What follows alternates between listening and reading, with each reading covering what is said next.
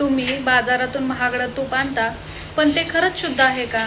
आज मी तुम्हाला घरच्या घरी अगदी सोप्या पद्धतीने सुवासिक, सोनेरी आणि 100% शुद्ध तूप कसं बनवायचं ते दाखवणार आहे.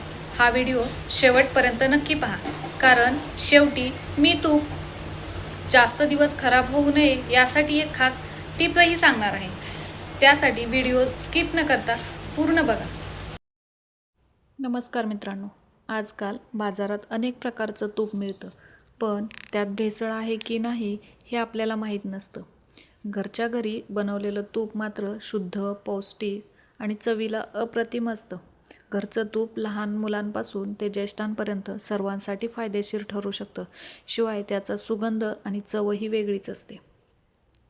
काय करायचं, दररोज सासवलेल्या उकळलेल्या दुधावर आलेली साय असते ती एका डब्यात जमा करायची. सायचा तो डबा आठवडाभर ठेवणार असल्यामुळे आपण फ्रीजमध्ये ठेवून द्यायचा आणि मस्त नंतर मिक्सरला वगैरे किंवा रवीने ते ताक घुसळून घ्यायचं आणि काही मिनिटांनी ते असं लोणी त्याच्यातलं साईडला करून घ्यायचं. तुम्हाला असं निघत नसेल तर काय करायचं, त्याच्यात आईस क्यूब टाकायचे, म्हणजे ताक आणि लोणी वेगळं होऊन जाईल. मग ते लोणी चांगलं 2-3 पाण्याने धुवून घ्यायचं आणि नंतर जाड बुडाच्या पातेल्यात ते गरम करायला ठेवायचं. जाड बुडाच्या पातेल्यात ठेवायचं म्हणजे ते खाली चिकटणार नाही किंवा करपणार देखील नाही, वास वगैरे येणार नाही. तर हळूहळू लोणी वितळेल आणि फेस येईल. नंतर सुंदर सोनेरी रंगाचं तूप तयार होईल.